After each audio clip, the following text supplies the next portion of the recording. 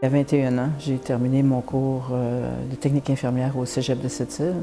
J'ai fait mes examens et moi, je voulais voir du monde, je voulais apprendre l'anglais, je me voyais pas passer ma vie dans la même ville.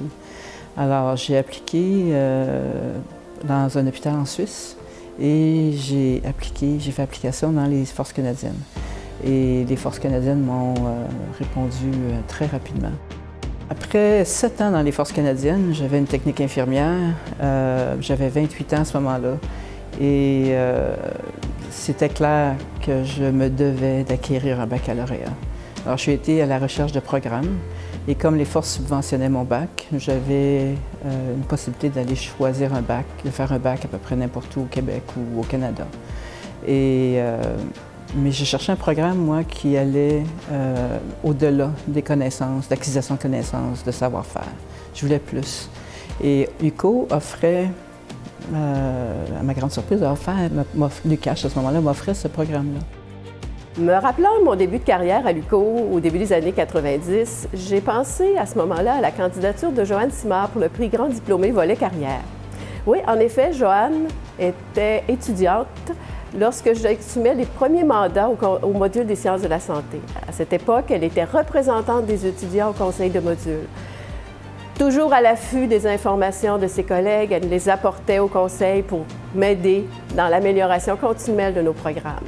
Par la suite, elle a décidé de devenir représentante des étudiants à la commission des études, à laquelle je siégeais comme professeur. Donc encore là, j'ai pu observer sa grande perspicacité, son amour de l'UQO, son engagement pour les programmes. Et par la suite, elle nous a quittés, elle a diplômé bien sûr, elle a poursuivi une excellente carrière dans les Forces armées canadiennes dans le domaine de la santé.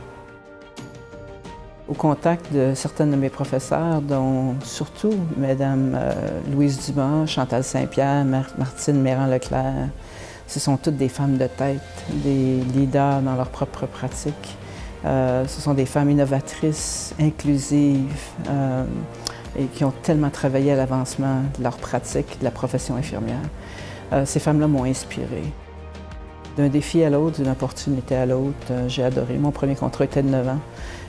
J'ai travaillé comme infirmière militaire à ce moment-là. Et mon contrat, après 9 ans, ils m'ont offert un renouvellement jusqu'à 20 ans, puis éventuellement jusqu'à 55 ans d'âge. Et j'ai travaillé 34 ans et demi dans les Forces canadiennes, toujours dans le domaine de la santé.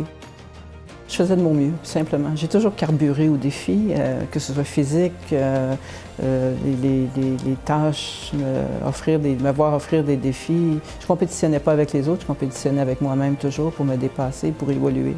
Et les Forces canadiennes m'ont offert la formation qui m'a permis de me découvrir, de m'épanouir et de développer des habiletés que je n'aurais jamais cru possibles.